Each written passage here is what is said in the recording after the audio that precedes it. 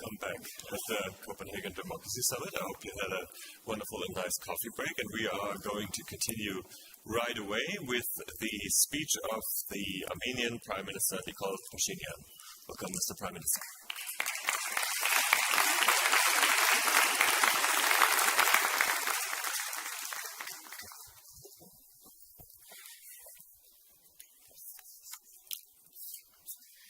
Thank you very much.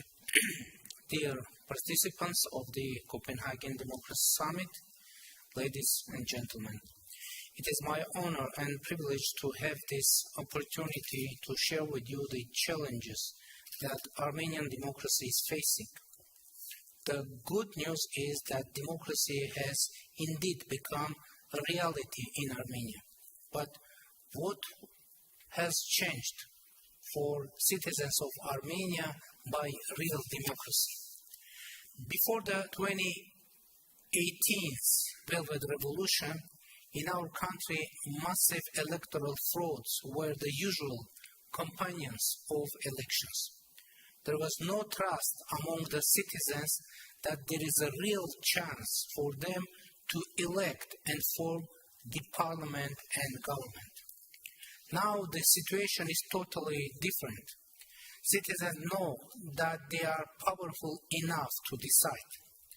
The two general elections that were held in Armenia after the Velvet Revolution have been acknowledged as democratic, free and competitive both by the Armenian society and the international community. Armenia made huge progress in strengthening the democratic institutions, an achievement which is very well reflected in various reputable democracy indexes. Now we are the 43rd in the Reporters Without Borders Freedom of Speech Index, compared to 79th place in 2017. Categorized as having partially free internet in 2017 by Freedom House, now we enjoy the status of country with free internet. In the Transparency International Corruption Perception Index, Armenia is now in the 62nd place instead of 107th in 2017. In the Economist Intelligence Unit's Democracy Index, now we are 84th, compared to 111 in 2017. In order to assess this progress, it is essential to note that alongside democratic reforms, Armenia has been contending with external security challenges. 44 days war in Nagorno-Karabakh, invasion of Azerbaijani troops into sovereign territories of Armenia in 2021, in 2022, and occupation of more than 200 square kilometers of Armenian sovereign territories, with the indifference and inaction of Collective Security Treaty Organization, the forced displacement of more than 100,000 Armenians from Nagorno-Karabakh have casted doubts among Armenian citizens whether democracy is the right choice or maybe democracy means less security. So democracy needs to prove its efficiency while dealing with security, economic and humanitarian challenges. And we hope to see global democracy standing by us in addressing all those challenges.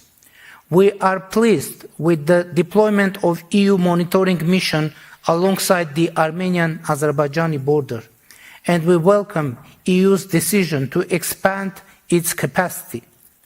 On the other hand, we hoped for inclusion of Armenia into the European Peace Facility, and in this regard, we rely on the support of EU member countries.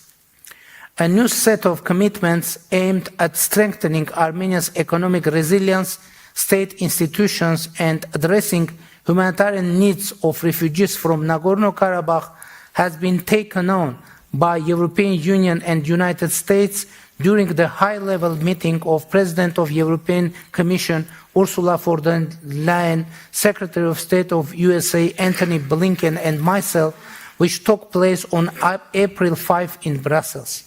The rapid and effective implementation of those commitments is of utmost importance. Ladies and gentlemen, despite all the challenges, we believe that the real and most aspiring companion for democracy is lasting and sustainable peace. And my government took the share of its responsibility for this. Recently, we reached to an agreement with Azerbaijan to start the delimitation of our interstate borders on the basis of Almaty Declaration of 1991. That means that during the delimitation, we should simply reproduce the administrative borders between Soviet Armenia and Soviet Azerbaijan, which become state borders according to Almaty Declaration. The start of border delimitation is the implementation of agreement reached during the quadrilateral meeting of October 6 of 2022 between the President of France, Emmanuel Macron, President of European Council, Charles Michel, President Aliyev of Azerbaijan, and me. It took place in Prague. Now it is time to incorporate and reflect those agreements in the peace treaty and have it signed. Another key point for our regional stability is the Crossroads of Peace project initiated by my government. This project implies that Armenia and Azerbaijan restore and open transport and other communications in accordance with the sovereignty and jurisdiction of the countries through which they pass and comply with the principles of equality and reciprocity.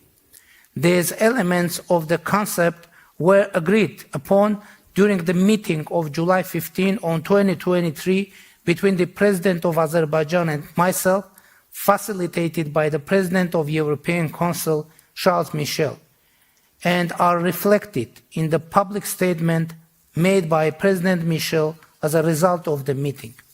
We are ready to move toward the implementation of what has been agreed. Ladies and gentlemen, before answering your questions, I would like to stress that democracy is a strategy for Armenia.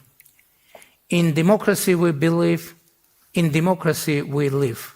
Thank you very much.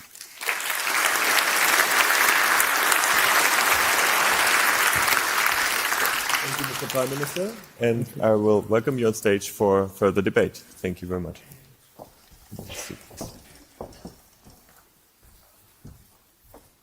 Please come. Yes. Before we start, I will encourage you again to send your questions through the iPad. I will again try to incorporate them in the discussion.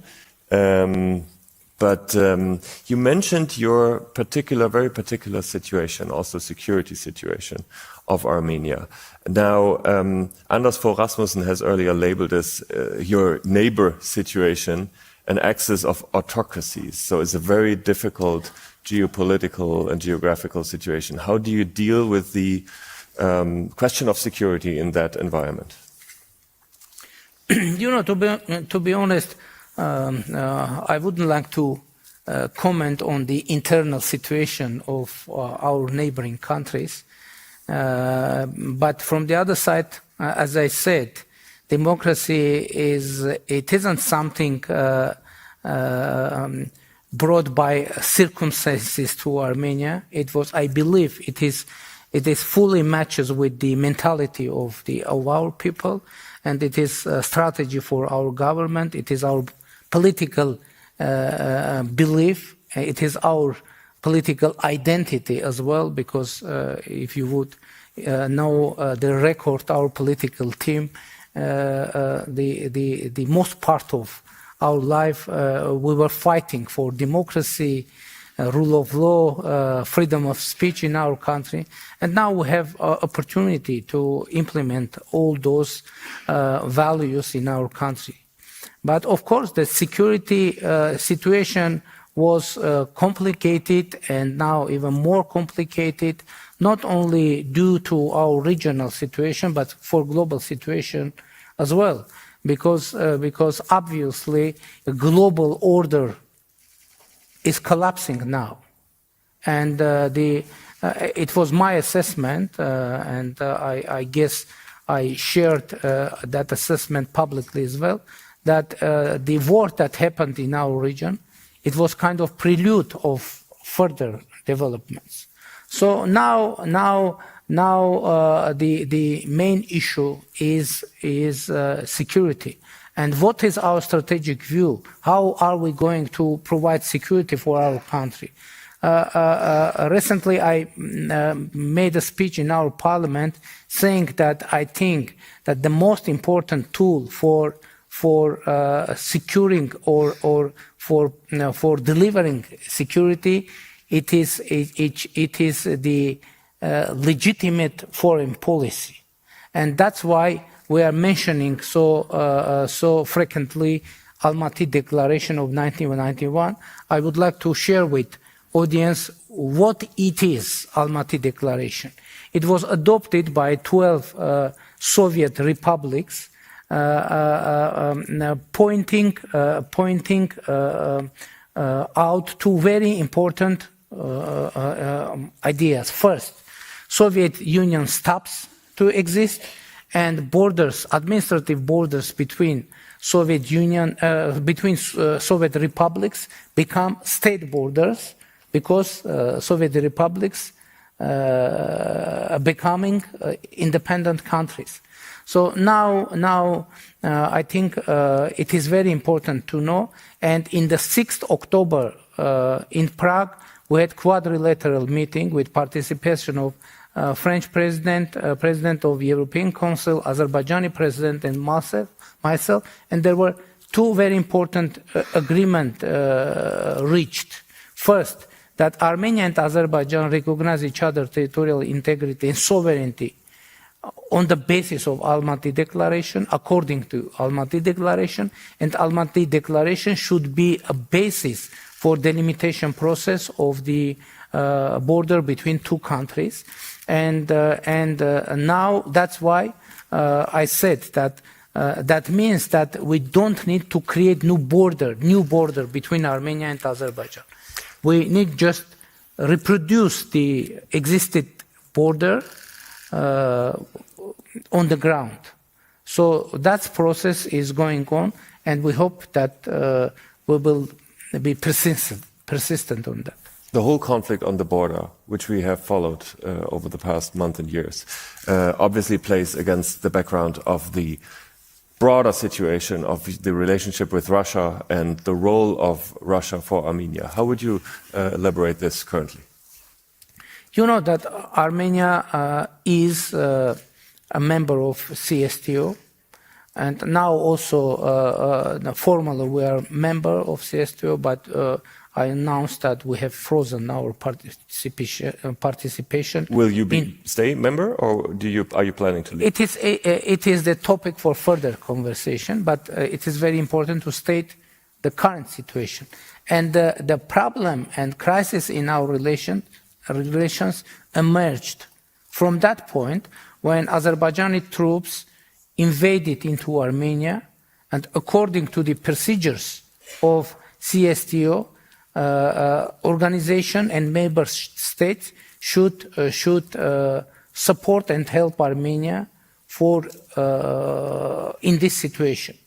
But even after official requests, CSTO refused to make some concrete steps, and actually that is the main reason that we have frozen our participation in all level of CSTO. And now your expectation is that the West steps into the vacuum and provides you with the security? You know, after our political position and our policy is to diversify our foreign relations in all spheres. Now we are creating some cooperation in security field with India, with France, with other countries, and now we hope to, and now we have some kind of cooperation with the European Union, because, as I said, we are happy with deployment in the European civilian monitoring mission in our border with Azerbaijan. Of course, it is civilian mission, but from the other side, it is a kind of a new factor in security of our region. And it is first time when European Union somehow is involved in the security agenda of Republic of Armenia. And it comes with a clear expectation to be member of the EU. Now we are looking forward, we are waiting for the decision of European Union to include Armenia into European Peace Facility. And we hope to start to have visa liberalization negotiations start. And last year I announced in European Parliament that Armenia is ready to be as close to European Union as the European Union would consider possible. And that is our position, and it's still there. We come to one question from the audience, which also is connected directly to the opportunities that you might have to get closer to Europe, which is, can you elaborate on the initiatives Armenia is taking on to fight corruption? As I said, we have huge progress on fighting corruption, but unfortunately, we can't say that we have managed to eliminate corruption from Armenia. But what to do? To continue, to be persistent, to be persistent in the democratic reform agenda, and that's why the cooperation with the European Union is of utmost importance for us, because European Union now is our main partner in democratic reform agenda. But we hope that the European Union and United States as well, they will increase the level of supporting us in democratic reform agenda, because, as I said, democracy is a strategy for us, and we need. And we have, by the way, started strategic dialogue with United States in 2019, and now we see the enhancement of our cooperation with the European Union. And recently, I mentioned we had a trilateral meeting with United States, European Union, and Armenia. And by the way, it was unprecedented format, and we adopted a huge agenda for institutional reforms, for economic reforms, and it is very important that we hope to have more and more support and tangible support from European Union and United States for addressing humanitarian needs of the refugees from Nagorno-Karabakh, which is also very important because it is a very sensitive and emotional issue for Armenians, obviously, and a humanitarian issue. My last question of this panel will be the last question of my former panel also. If you could name a year when Armenia would be, in your ideas, a member of the EU, what year would that be? What? What year, if you could make a wish, Armenia could be a member of the EU? What year? Yes. This. Okay. Thank you, Mr. Prime Minister. Thank you. Thank you. That's it. Thank you. Thank you very much. Thank you. And we are going into the next session, and I welcome Suzanne Lynch on the stage. Thank you.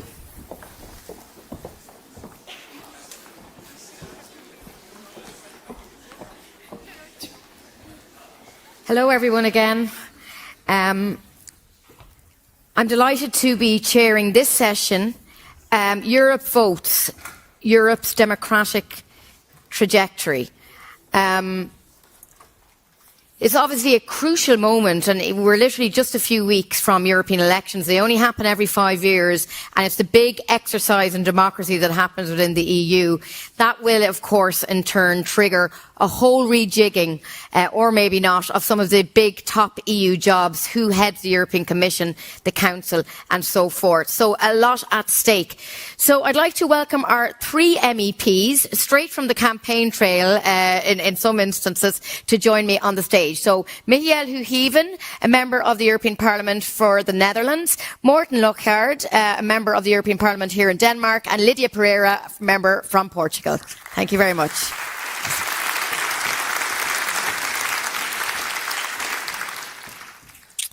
So we've a nice geographical and political, I think, balance. And special thanks to you, Morten Lockhart, for joining us. You're replacing, we had a last-minute change. Marketa Gregorova could not be with us, so thanks for stepping in. Look, just to start quite generally, we're hearing a lot about the problem of disinformation and election interference. How big of an issue do you think this is for the European Parliament? I'll start with you, Michiel. Well, if you look at not only the European Parliament elections, but if you look at elections in general, I think it's a problem. I think we're coming from a time where politicians, when they made statements, when they gave their opinions, they were carefully vetted and fact-checked in journals or magazines. And right now, you can have your stage on social media and you can just basically say whatever you like. You can gain a lot of traction with that. So I think there's also a responsibility with the politicians themselves. And that's also coming from the outside, that they're tapping into these anxieties that these politicians are propagating. Lydia?